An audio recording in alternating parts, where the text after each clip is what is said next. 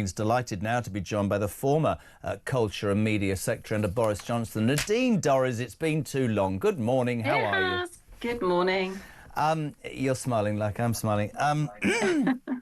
This is extraordinary. And we're just saying to Ryan Saby, it's taken Donald Trump, who of course is being slammed by the Liberals this morning. He's now controlling our media. But sources told us genuinely, Nadine, in the last hour that the government lent on Tim Davie to resign in order to keep Trump happy. I suppose it doesn't matter, but to me it's slightly annoying that there's been scandal after scandal and the BBC seems to have got away with it for too long. Yeah, and that story that you've got that the government lent on Tim Davie, that would have been via Lisa Nandy, the Culture Secretary. I just find that scenario really hard to understand, but because it would be obvious that story would leak. But also it makes it about Donald Trump, and it isn't about Donald Trump. It's about one catastrophic failure after another. You know, Savile, Hugh Edwards, the Jewish children on the school bus. You can go all the way back to Bashir and Diana and remember the Queen, the doctored video with the Queen, where the BBC the executive had to stand down because he'd actually done exactly what had happened with the most recent video, the Trump video. They'd spliced and doctored to make it look like the Queen was saying something completely different. I can't actually remember his name now. Peter Fincham. As him, Fincham. So it's one catastrophe after another. It's not Trump. Trump is just the final straw that broke the camel's back. But actually what's happening is that Trump is becoming the story, and that's just wrong.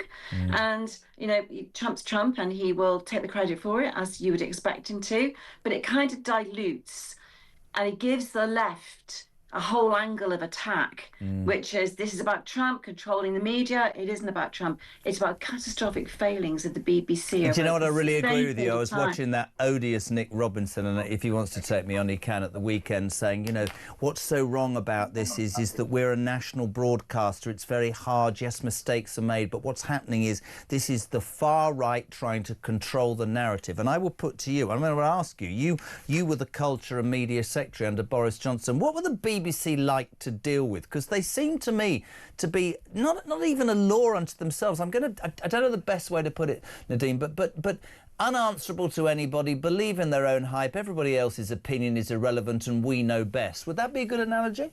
Do you know what was extraordinary? It was absolutely extraordinary. You've just hit the nail on the head. It was almost like so as politicians and as Culture Secretary, I was held to account on so many levels and so many ways daily, quite often by people like you and BBC journalists who were exacting in their questions and forcing me to be accountable for every decision I took.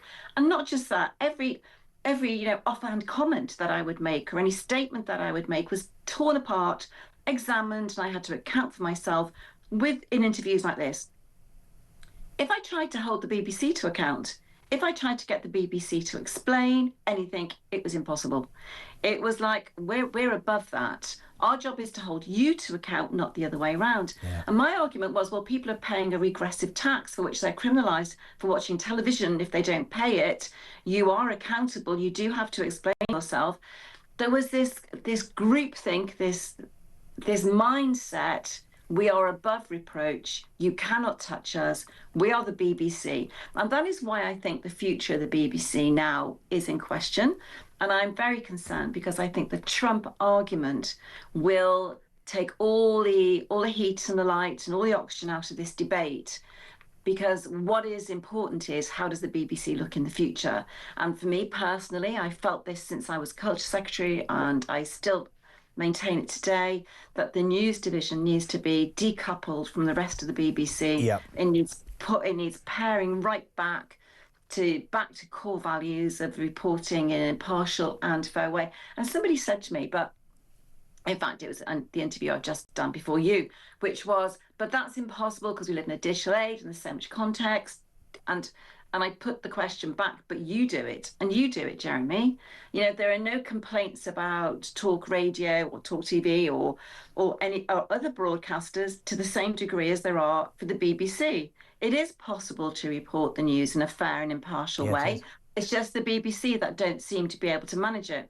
And that's why the news division needs to be completely cut away from the BBC, taken, pared back to its core values of reporting just the news. No big star names, no corruption of doctoring stories, and none of this, just No reporting the paedophiles, facts in maybe, the or news. paedophile pensions might be a start. Well, isn't it extraordinary, how the Newsnight, there's Jimmy Savile affair covering up for a paedophile, Hugh Edwards, Yeah. BBC executives covering up for a paedophile. What was going on there? I find it extraordinary. Like you, and that's what I sort of gathered over the weekend, and I want to make the point today.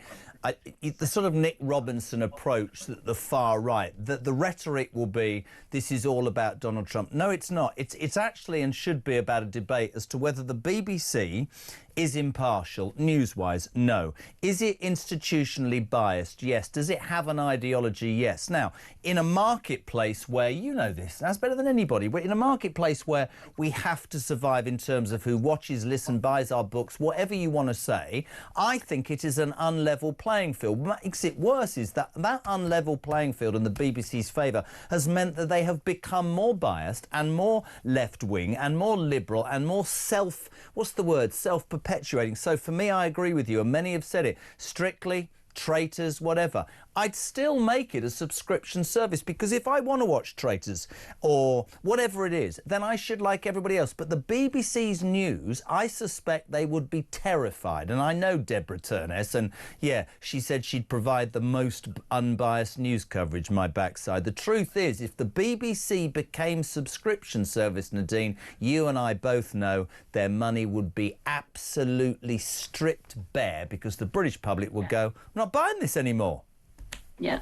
Well, of course, Deborah Turner's brought in BBC Verify, and that was her. So she was telling one story. Yeah. And Panorama, I have to say, just a few weeks ago, they have had a number of complaints. Two journalists on Panorama who've written a book about Lucy Letby produced a Panorama programme to back the publication of their book, which came out on the day their book was publicised.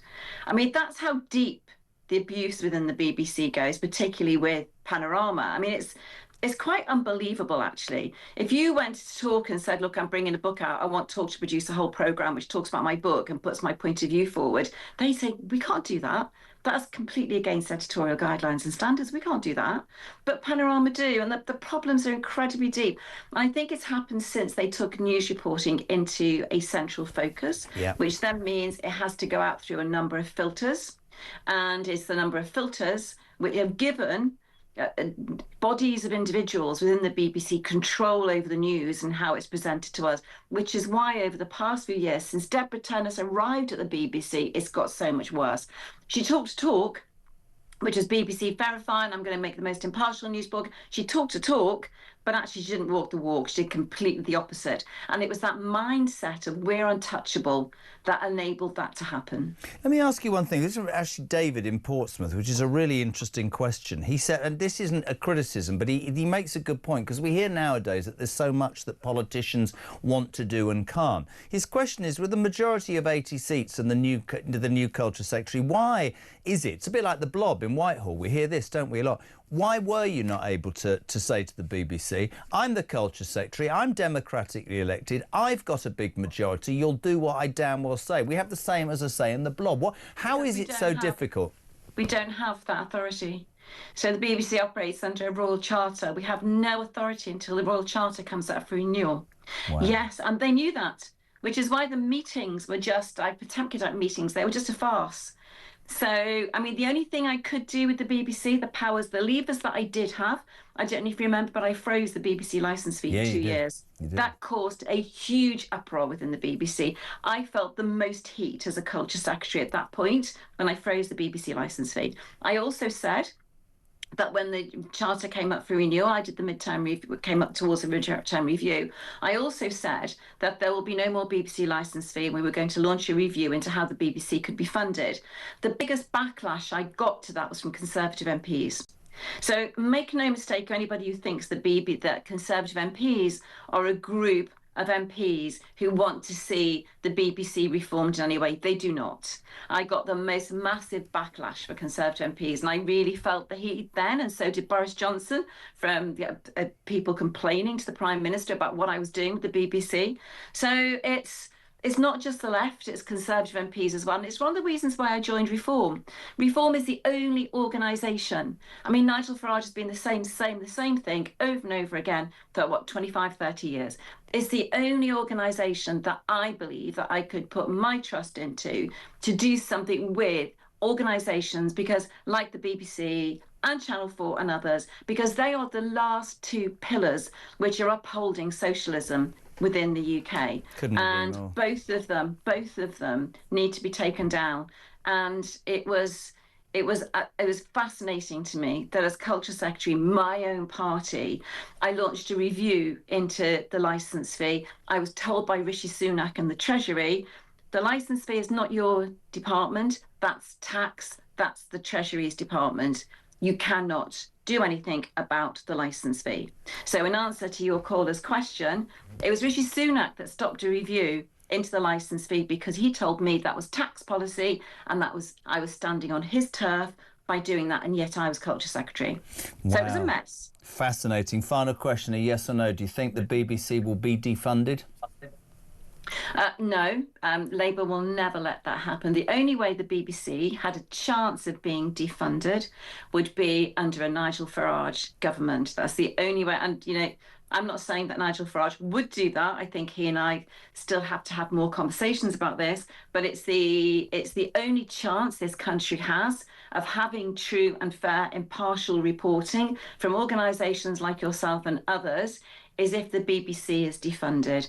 And I would cut it loose. I would separate news from drama, entertainment and education. I would make that a subscription service. I would make it all a subscription service, but I would divide it out so that the news became a separate entity on its own. It had two men, two women leading those organisations, because to have one Director General overseeing all of it is impossible. It's too huge an organisation. Listen, so good to have you on. Former Culture Secretary and author Nadine Dorries, thank you very much indeed.